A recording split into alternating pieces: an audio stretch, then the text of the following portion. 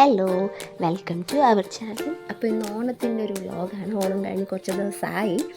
Okay, അപ്പോൾ രാവിലെ എണീറ്റ് അത്തൂക്കിയിട്ട് വിളക്ക് കത്തിച്ച് എനിക്ക് കിച്ചണിലും ഏറെക്കുറെ പണികളൊക്കെ കഴിഞ്ഞു കേട്ടോ.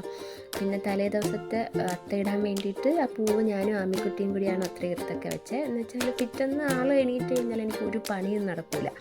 അതുകൊണ്ട് തലേ ദിവസം തന്നെ എനിക്ക് ഞാൻ പച്ചക്കറികൾ വരെ അരിഞ്ഞ് ഫ്രിഡ്ജിൽ വെച്ചിട്ടാണ് കിടന്നത്. അപ്പോൾ രാവിലെ അത്തമൊക്കെ ഞാനിട്ടു. ഞാൻ പറഞ്ഞ അടുക്കളയിൽ കുറേ പണികളൊക്കെ ആയി. ആമി എണീറ്റ് കഴിഞ്ഞാൽ എനിക്ക് ഒരു പണിയും നടക്കില്ല കേട്ടോ. ആളിങ്ങനെ പുറകേ നടക്കും. ഞാൻ തന്നെ എടുക്കണം, ഞാൻ തന്നെ എല്ലാ കാര്യങ്ങളും ചെയ്യണം, ഒന്നും നടക്കില്ല. അത് കഴിഞ്ഞിട്ട് അമ്പലത്തിലൊന്ന് പോകണമായിരുന്നു രാവിലെ. അപ്പോൾ രാവിലെ അമ്പലത്തിലൊക്കെ ഒന്ന് പോയി. അടുത്തുള്ള അമ്പലത്തിൽ തന്നെ, വെള്ളനാട് അമ്പലത്തിൽ ഞാനും അച്ഛനും അമ്മയും ചേട്ടനും കൂടി അമ്പലത്തിൽ രാവിലെ പോയി. അപ്പോൾ ആൾ ഭയങ്കര ഹാപ്പിയാണ്. ആൾക്കിങ്ങനെ യാത്ര പോകാനൊക്കെ ഭയങ്കര ഇഷ്ടമാണ്.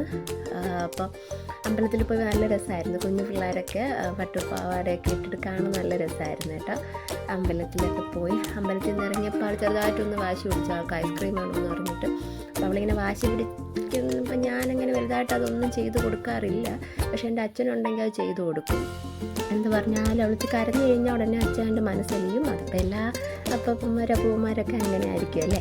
അപ്പോൾ അച്ഛൻ വലിയൊരു ഐസ്ക്രീമൊക്കെ വാങ്ങിക്കൊടുത്തു. തിരിച്ച് വരുന്ന വഴിക്ക് എൻ്റെ വീടിൻ്റെ അടുത്ത് ഇങ്ങനെ വലിയൊരു അത്തമൊക്കെ ഉണ്ടായിരുന്നു. അപ്പോൾ അവിടെയൊക്കെ നിന്നു. ആമി പേടിച്ചാണ് കേട്ടോ ഇരിക്കുന്ന വലിയ അത്തമൊക്കെ കണ്ടിട്ട്. വീട്ടിൽ വന്ന ഉടനെ ആൾ ഐസ്ക്രീം ചോദിച്ചു. പിന്നെ ഞാൻ കൊടുത്തു കേട്ടോ. പിന്നെ ഞങ്ങൾ രാവിലെ ബ്രേക്ക്ഫാസ്റ്റ് കഴിക്കാതെയാണ് പോയത്. അപ്പമായിരുന്നു. അപ്പോൾ ഒരടുപ്പിൽ അപ്പമാവുന്നു, ഒരടുപ്പിൽ പായസമാവുന്നു.